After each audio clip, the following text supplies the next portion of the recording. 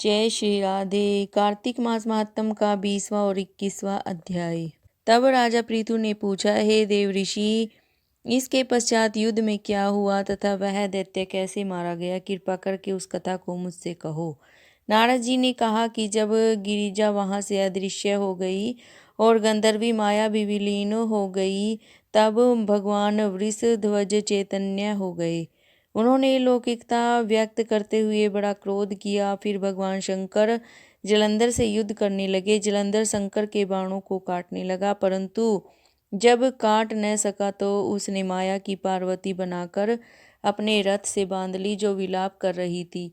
तब अपनी प्रिया पार्वती को इस तरह कष्ट में पड़ा देख लौकिक लीला दिखाते हुए शंकर जी सांसारिक जनों की तरह व्याकुल हो गए और उन्होंने अग्निपुंज की तरह भयंकर रुद्र रूप धारण किया। उनके रौद्र रूप को देखकर कोई भी दैत्य उनके सामने खड़ा होने में समर्थ न हो सका। यहाँ तक कि शुंभ निशुंभ भी युद्ध में स्थित होने को समर्थ न हो सके। जलंधर की सारी माया क्षण भर में नष्ट हो गई। युद्ध में चारों ओर हाहाकार होने लगा।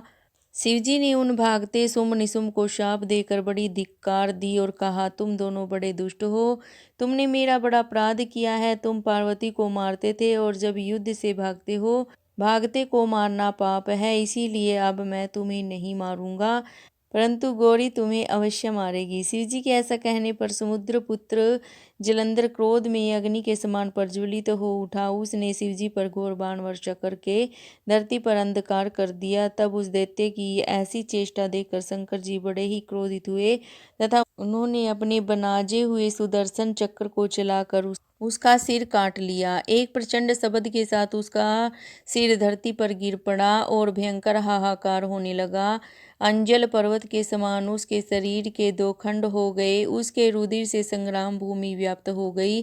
सारी धरती विहल हो गई। शिवजी की आज्ञा से उसका रक्त और मांस महागौरव में जाकर रक्त का कुंड हो गया तथा उसके शरीर का तेज निकल कर शंकर जी के शरीर में वैसे ही प्रवेश कर गया जैसे कि वृंदा का तेज गौरी जी के शरीर में प्रवेश हुआ था।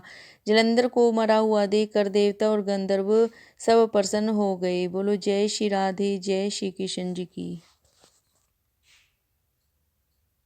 अब ब्रह्मा आदि देवताओं ने नतमस्तक होकर शंकर जी की बड़ी स्तुति की और कहा कि हे प्रभु, आप प्रकृति से परे पार ब्रह्मा और परमेश्वर हैं।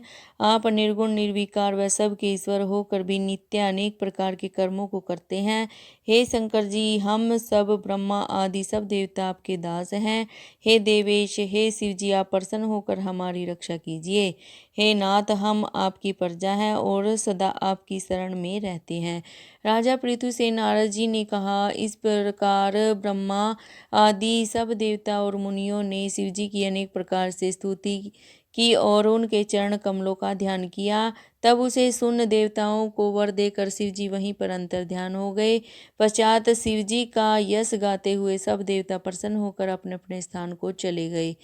महेशाख्यान से जालंधर का यह युद्ध चरित्र बड़ा पुण्यप्रद और सब पापों का नाश करने वाला है। यह सब सुखदायक और महेश को भी आनंददायक है। जो इन दोनों आख्यानों को पढ़ेगा और सुनेगा, वह सब सुखों को भोग कर अंत में अमर पद को प्राप्त हो जाएगा। बोलो जय श्री राधे, जय श्री कृष्ण जी की।